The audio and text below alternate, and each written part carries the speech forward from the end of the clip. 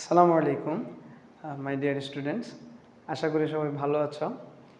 আমরা গত দুই ক্লাসে পরিফেরা নিয়ে বিস্তারিত পড়ছিলাম। ওইখানে আমরা পরিফেরার বাহ্যিক গঠন এবং অভ্যন্তরীণ গঠন এই জিনিসগুলো নিয়ে আলোচনা করছি।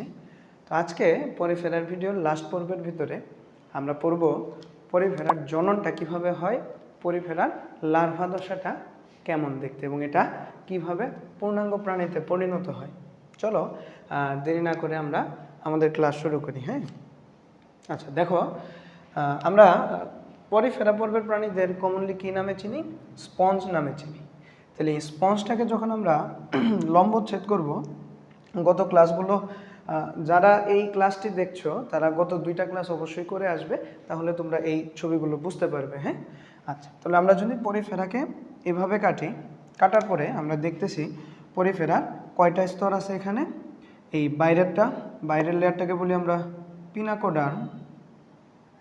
পিনাকোডার্ম,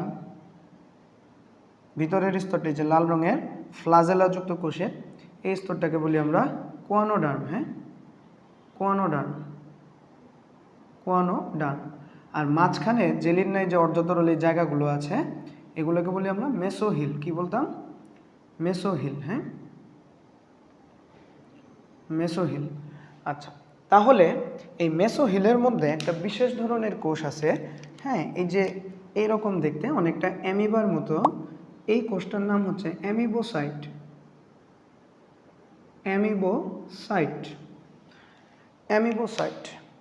এই অ্যামিবোসাইটগুলোকে আর্কিওসাইটও বলা যেতে পারে। হ্যাঁ, আচ্ছা, অ্যামিবোসাইট হচ্ছে এক ধরনের স্টেম সেল। এখন আমরা জানি যে স্টেম সেল কি? স্টেম সেল হলো যে কোনো ধরনের কোষে সে পরিবর্তন হইতে পারবে। একটা অ্যামিবোসাইট বিভাজিত হয়ে একটা কোয়ানোসাইট হইতে পারবে, একটা অ্যামিবোসাইট বিভাজিত হয়ে একটা পিনাকোসাইট হইতে পারবে, যে কোনো ধরনের কোষ হইতে পারবে। হ্যাঁ, সবচেয়ে ইন্টারেস্টিং, অ্যামিবোসাইট হচ্ছে বিভাজিত হয়ে শুক্রাণু এবং ডিম্বাণু তৈরি করে। তো দেখো আমি এখানে একটা ডিম্বাণু এঁকে রাখছি, তাহলে একটা অ্যামিবোসাইট বিভাজিত হয়ে একটা ডিম্বাণু তৈরি হয়েছে। হ্যাঁ, এখানে একটা ডিম্বাণু তৈরি হয়ে আছে। ফাইন। এখন আমরা জানি যে এই ছিদ্র পথগুলো দেখতেছি এগুলোর নাম কি বলো তো? আগের ভিডিওতে আমি পড়াইছিলাম তোমাদের, এগুলো হচ্ছে অস্টিয়া। হ্যাঁ, পরিফেরার দেহে ছিদ্রগুলোকে বলি অস্টিয়া। তাহলে খেয়াল করো ওরা কি করবে, এই অস্টিয়ার ভিতর দিয়ে বাইরে থেকে পানি প্রবেশ করবে। অস্টিয়ার ভিতর দিয়ে বাইরে থেকে পানি প্রবেশ করতেছে। হ্যাঁ, আচ্ছা তাহলে আমি গত ক্লাসগুলোতে বলছিলাম যে এই পানিগুলোর সাথে কি কি আসবে বলো তো? খাদ্য, পুষ্টি এবং শুক্রাণু আসবে। তাহলে আমি এখন শুক্রাণু এই জিনিসটাই লিখছি, কারণ এখন এটা নিয়ে আমরা কাজ করব। তাহলে পানির সাথে কি আসলো দেখো? অস্টিয়া দিয়ে শুক্রাণু প্রবেশ করলো। তাহলে পানির সাথে অস্টিয়া দিয়ে যখন শুক্রাণুটা প্রবেশ করলো, আমি এটা সবুজ রং দিয়ে দিচ্ছি। Suppose this is the sperm, শুক্রাণু। এই শুক্রাণুটা প্রবেশ করার পরে এই শুক্রাণুটাকে অ্যাবজর্ব করবে হচ্ছে এই কোয়ানোসাইট অ্যাবজর্ব করার পরে এই ডিম্বাণুর সাথে শুক্রাণু মিলিত হবে। তাহলে ডিম্বাণু আর শুক্রাণু যখন মিলিত হইল তখন এরা কি ফর্ম করবে? জাইগোট গঠন করবে। তাহলে এই শুক্রাণু আর ডিম্বাণু মিলিত হইলে কি গঠন করবে? জাইগোট। তাহলে দেখো এই জাইগোটটা বিভাজিত হয়ে কি তৈরি করবে? জাইগোটটা বিভাজিত হয়ে ভ্রূণ তৈরি করবে। হ্যাঁ, এবং ওখান থেকে একটা লার্ভা তৈরি হবে। লার্ভা। হ্যাঁ, কি তৈরি হবে? লার্ভা তৈরি হবে। তাহলে জাইগোটটা আস্তে আস্তে বিভাজিত হয়ে ভ্রূণ তৈরি করলো, ভ্রূণ থেকে এটা লার্ভা তৈরি করলো। হ্যাঁ, আচ্ছা তাহলে এই যে লার্ভা তৈরি করলো, পরবর্তীতে এই লার্ভাটা দেখো এই যে অস্কুলাম দিয়ে, এই বড় গহ্বরটা এটার নাম হচ্ছে অস্কুলাম দিয়ে বাইরে বের হয়ে আসবে। যে পানিগুলো যে ঢুকতেছিল এগুলোর সাথে একসাথে এই লার্ভাটা বাইরে বের হয়ে আসবে পানিগুলোর সাথে। তাহলে দেখো এই পরিফেরাল লার্ভাটা বাইরে বের হয়ে আসলো। হ্যাঁ, ঠিক আছে, পানির ভিতরে বের হয়ে আসলো। এখন হয়তো মনে মনে প্রশ্ন আসতেছে যে লার্ভাটা তাহলে আসলে কি? আমরা ছোটবেলা থেকেও লার্ভা তারপরে মানে এই ওয়ার্ডটার সাথে পরিচিত, বাট অ্যাকচুয়ালি জিনিসটা কি আমরা একটু খেয়াল করি। দেখো প্রজাপতি তো অনেকেই দেখেছো, তাই না? প্রজাপতি আমরা আশেপাশে সবসময়ই দেখতেছি, এবং বিভিন্ন পতঙ্গগুলো, হ্যাঁ, ফড়িং, তারপরে হচ্ছে তেলাপোকা, হ্যাঁ, ইনসেক্টস যেগুলো, এই পতঙ্গগুলোর ক্ষেত্রে স্পেশালি আমরা কি দেখি? লার্ভা দশাটা দেখতে পাই। এখন লার্ভা দশাটা আসলে কি? দেখো লার্ভা দশাটা হচ্ছে একটা ডিমের ভিতরে ধরো এই জাইগোট আছে, কি আছে জাইগোট, তাহলে এই জাইগোটটা বারবার বিভাজিত হচ্ছে, হয়ে হয়ে হয়ে একটা তোমার হচ্ছে যে মরুলা ব্লাস্টুলা এই দশাগুলো পার করতেছে, হ্যাঁ, পার করে একটা ভ্রূণ তৈরি হচ্ছে। পরে এই ভ্রূণটা যখন ডিম ফুটে বের হবে, ধরো ভ্রূণটা যখন ডিম ফুটে বের হবে, বের হওয়ার পরে একটা অবয়ব ধারণ করবে। এই অবয়বটা পরিণত প্রাণীর সাথে কোনো মিল থাকবে না। ধরো প্রজাপতি দেখতে যেমন পূর্ণাঙ্গ অবস্থায়, পরিণত অবস্থায় একটা অ্যাডাল্ট বাটারফ্লাই দেখতে যেমন, তো এর ডিম ফুটে যখন বের হয়েছিল তখন কিন্তু সেই রকম দেখতে হয় নাই, হ্যাঁ। তাহলে তখন যে অবস্থাটা প্রাপ্ত হয়েছিল ওটার সাথে এই পূর্ণাঙ্গ প্রাণীর কোনো মিল নাই। তাহলে এই গঠনটাকে বলতেছি আমরা লার্ভা, ঠিক আছে। তাহলে এই লার্ভাটা আস্তে আস্তে কয়েকটা ধাপ পার করে পূর্ণাঙ্গ প্রাণী হয়। তাহলে আমি দেখো এখানে লিখে রেখেছি, দেখো প্রজাপতির ক্ষেত্রে প্রজাপতির ডিম ফুটে কি বের হইল, লার্ভা বের হইল। প্রজাপতির ক্ষেত্রে এই লার্ভাদেরকে বলি আমরা ক্যাটারপিলার লার্ভা, হ্যাঁ, ওই যে অনেকটা জোকের মতো, হ্যাঁ, ঠিক আছে, ক্যাটারপিলার লার্ভা বলি। তাহলে এই ক্যাটারপিলার লার্ভাটা কিছুদিন চলাফেরা করলো, করার পরে ওদের এই লার্ভাটার বাইরে দিয়ে একটা আবরণ চলে আসবে, তখন এটাকে বলতেছি আমরা পিউপা। এই দশাটাকে বলতেছি পিউপা। আমরা অনেকেই দেখছি যে ওই যে গাছের মধ্যে খোলস যুক্ত করে আছে প্রজাপতির, মানে ওর ভিতর থেকে আস্তে আস্তে ফেটে গিয়ে প্রজাপতিটা বের হয়ে আসতেছে, হ্যাঁ, ওই দশাটা হচ্ছে পিউপা, ঠিক আছে। আমরা যারা গ্রামে থাকি এই জিনিসগুলো দেখছি।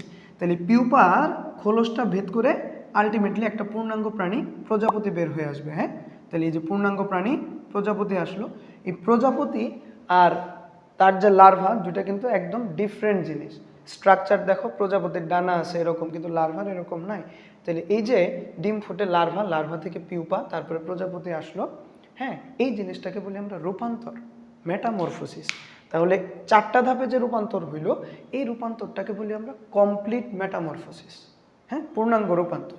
তাহলে লার্ভা কি জিনিস, এই জিনিসটা তো অলরেডি আমি আশা করি তোমরা বুঝে গেছো, যে ডিম ফুটে যে একটা অবয়ব তৈরি হইলো যেটা পূর্ণাঙ্গ প্রাণীর সাথে কোনো মিল নাই, এটাকে বলতেছি আমরা লার্ভা। ফাইন, তাহলে এখন আবার ফিরে আসি। তাহলে এই যে শুক্রাণু ডিম্বাণু মিলিত হয়ে আস্তে আস্তে বিভাজন হয়ে একটা লার্ভা তৈরি করছে, হ্যাঁ, কাদের, পরিফেরাদের। তাহলে পরিফেরাল লার্ভা 2 রকম হইতে পারে, হ্যাঁ, এই যে দেখো এটা একটা লার্ভা, এই যে এটা একটা লার্ভা। তাহলে পরিফেরাদের লার্ভা হয় 2 রকম, অ্যামফিব্লাস্টুলা, প্যারেনকাইমুলা, ঠিক আছে। তাহলে একটা পূর্ণাঙ্গ পরিফেরা আমরা দেখতেছি যে এইরকম, আর লার্ভা দশাটা কি ওইটার সাথে মিল আছে, মিল নাই। তাহলে লার্ভা দশাটা একরকম, এই লার্ভা দশাটাই পূর্ণাঙ্গতা পায়, পাওয়ার পরে এই পরিফেরা তৈরি করে। তাহলে আমরা একটু দেখি যে লার্ভাটা কিভাবে আসলে পূর্ণাঙ্গতা পাচ্ছে। দেখো অ্যামফিব্লাস্টুলা, এই লার্ভাতে 2 ধরনের কোষ দেখতেছি, প্যারেনকাইমুলাতেও 2 ধরনের কোষ দেখতেছি। আচ্ছা, তাহলে আমি একটু এদিকে জায়গাটা ফাঁকা করে নিচ্ছি, হ্যাঁ। দেখো তাহলে এখানে 2 ধরনের কোষ দেখতেছি আমরা। এই যে বড় বড় যে কোষগুলো, হ্যাঁ, এগুলোকে বলতেছি আমরা ম্যাক্রো, ম্যাক্রো মানে তো বড়, হ্যাঁ, ম্যাক্রোমিয়ার, হ্যাঁ, মিয়ার মানে খণ্ড, বড় কোষের খণ্ড, ম্যাক্রোমিয়ার। তাহলে নীল রঙের ফ্লাজেলাযুক্ত যে কোষগুলো দিচ্ছি এগুলো হচ্ছে মাইক্রোমিয়ার, একটু এগুলো আকারে ছোট, মাইক্রোমিয়ার। আর মাঝখানে যে গহ্বরটা দেখতেছি এটাকে বলি আমরা ব্লাস্টোসিল, ঠিক আছে।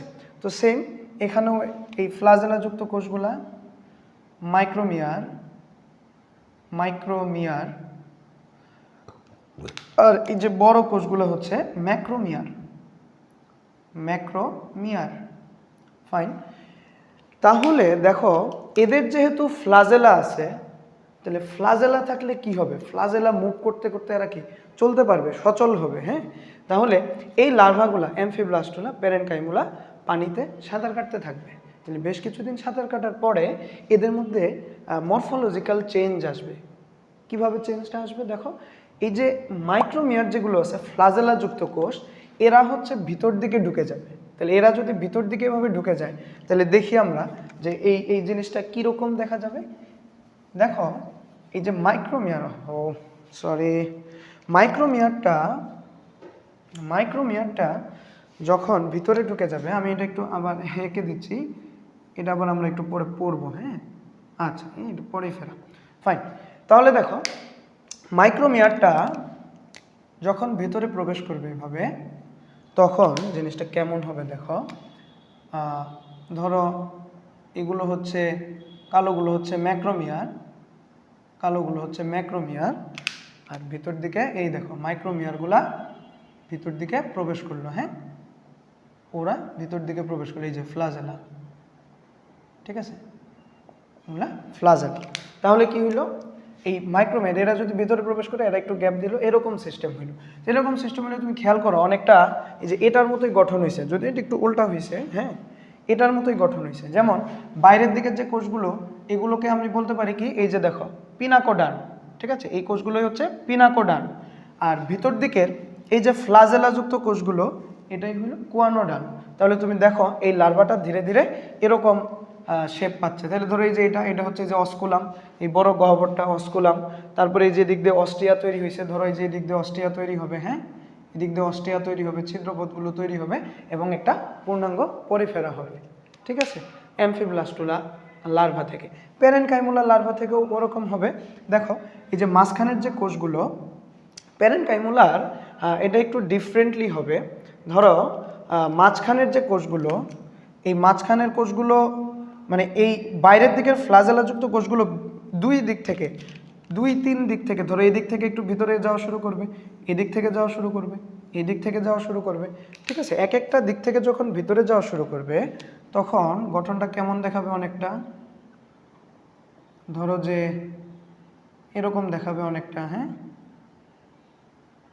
একটু আঁকতেছি আমি, দেখো, ঠিক আছে, এটা একটু ডিফারেন্ট, এটার গঠনটা একটু ডিফারেন্ট। হ্যাঁ, আচ্ছা, তাহলে এখানে কি হয়, এই যে এইখানে হচ্ছে দেখো ফ্লাজেলাযুক্ত কোষগুলো, হ্যাঁ এরা এই যে এই দিক দিয়ে ভিতরে ঢুকে গেছে ফ্লাজেলাযুক্ত কোষগুলো। হ্যাঁ, এই যে ফ্লাজেলাযুক্ত কোষগুলো ভিতরে ঢুকে গেছে, এই যে বাইরে দিয়েও আছে, এরা যে ভিতরে ঢুকতেছে। তাহলে দেখো ওই যে আগের মতোই, এরা যখন ভিতরে ঢোকা শুরু করলো তখন কি হবে, আলটিমেটলি এরাও ভিতরে ঢুকতেছে, এটাও যাচ্ছে এটাও যাচ্ছে, তখন অনেকটা এই যে এরকম পূর্ণাঙ্গ প্রাণীর মতো একটা গঠন চলে আসবে, ঠিক আছে, পূর্ণাঙ্গ প্রাণীর মতো গঠন চলে আসবে। আর এই যে ম্যাক্রোমিয়ার, ম্যাক্রোমিয়ার যেগুলো দেখি আমরা, এই ম্যাক্রোমিয়ারগুলো এখান থেকেই কি তৈরি হয়, আর্কিওসাইট তৈরি হয় বা অ্যামিবোসাইট। এই ম্যাক্রোমিয়ারগুলোই অ্যামিবোসাইট তৈরি করে। আমি বললাম না যে অ্যামিবোসাইট হচ্ছে একটা বিশেষ ধরনের কোষ বা পরিফেরাদের মধ্যে থাকে স্টেম সেল, তাহলে ম্যাক্রোমিয়ার থেকেই কিন্তু অ্যামিবোসাইট তৈরি হয়, ঠিক আছে। তাহলে আমরা মোটামুটি লার্ভা দশাটা শিখে ফেললাম যে অ্যামফিব্লাস্টুলা লার্ভা দশা, প্যারেনকাইমুলা লার্ভা দশা, এখান থেকে কিন্তু পূর্ণাঙ্গ পরিফেরা হচ্ছে। তাহলে এটা কি ছিল, এটা ছিল যৌন জনন। হ্যাঁ, যে শুক্রাণু ডিম্বাণু মিলিত হয়ে লার্ভা গঠন করে পূর্ণাঙ্গ প্রাণী হল। তাহলে দেখো প্রতিকূল পরিবেশে পরিফেরারা কি করতে পারে, অযৌন জনন করতে পারে। তাহলে প্রতিকূল পরিবেশে পরিফেরারা অযৌন জনন কিভাবে করবে, ওখানে তো শুক্রাণু ডিম্বাণু মিলিত হবে না, তাহলে অযৌন জনন কিভাবে করবে, তুমি খেয়াল করো। এই যে একটা পরিফেরা, এই পরিফেরাটা তার দেহের ভিতরে, ঠিক আছে, প্রতিকূল পরিবেশে সে দেহের ভিতরে কি করবে, অসংখ্য গেমিউল বা কুড়ি সৃষ্টি করবে। হ্যাঁ, বার্ডও বলতে পারি, বার্ড বা গেমিউল তৈরি করবে। হ্যাঁ, গেমিউলগুলা কি জিনিস দেখো, এই যে অ্যামিবোসাইট, এই অ্যামিবোসাইটগুলাই বারবার বিভাজিত হয়ে গেমিউল তৈরি করছে। হ্যাঁ, এই যে দেখো অনেকটা মুক্তোর মালার মতো, মুক্তোর মালায় যেমন এই যে মুক্তার মানে ওই গোল অংশটা থাকে, হ্যাঁ এই গোল অংশটাই হচ্ছে ওই মুক্তোর মালার যে গোল অংশটা ওইটার মতোই দেখতে। হ্যাঁ, গেমিউল বা কুড়ি। তাহলে গেমিউল বা কুড়ি কে তৈরি করলো, অবশ্যই অ্যামিবোসাইট থেকে তৈরি হয়। কই থেকে তৈরি হয়, অ্যামিবোসাইট।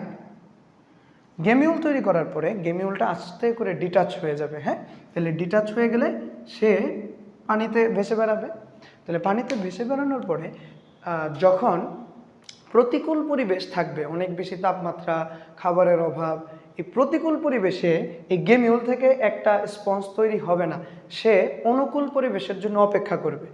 দেখো তাহলে প্রতিকূল পরিবেশে এই স্পঞ্জটা নষ্ট মানে গেমিউলটা নষ্ট হয় না। তাহলে আমরা যদি একটু দেখি যে গেমিউলের ভিতরে কি আছে, খেয়াল করো, গেমিউলের বাইরে দিয়ে কিন্তু শক্ত একটা লেয়ার আছে। হ্যাঁ, ঠিক আছে, ভিতর দিয়ে কিন্তু আরেকটা স্তর আছে। হ্যাঁ, ইনার লেয়ার। আর এদিকে অনেকগুলোই দেখো কালো কালো দিছে, এগুলো হচ্ছে কাটা স্পাইক। আর একদম ভিতরে আছে দেখো কিছু আর্কিওসাইট অথবা অ্যামিবোসাইট বলতে পারি, আর্কিওসাইট।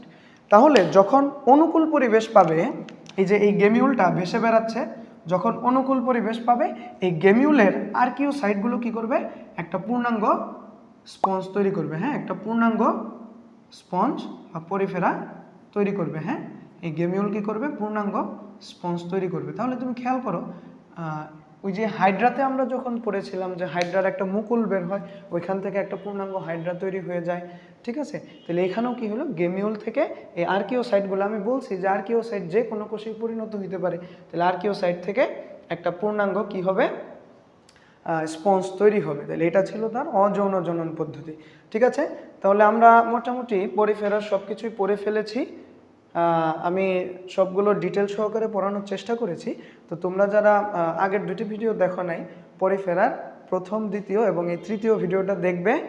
দেখলে আমি আশা করি তোমাদের পরিফেরা নিয়ে অনেক কিছু ক্লিয়ার হয়ে যাবে, ঠিক আছে। তাহলে তোমার যদি এই ভিডিওটি ভালো লেগে থাকে, তুমি যদি উপকৃত হও, ফ্রেন্ডদের মাঝখানে শেয়ার করে দাও বেশি বেশি। আর আমাদের ময়মনসিংহে ড্রিমার্স কোচিংয়ের আমি অফলাইনে ক্লাস নিচ্ছি। আরও ডিটেল সহকারে পড়তে গেলে আমাদের অফলাইনে চলে আসতে পারবে ক্লাসে, ইনশাল্লাহ। তো ভালো থাকো। সামনে বাকি পর্বগুলো নিয়েও আমি এরকম ভিডিও আপলোড করার চেষ্টা করব।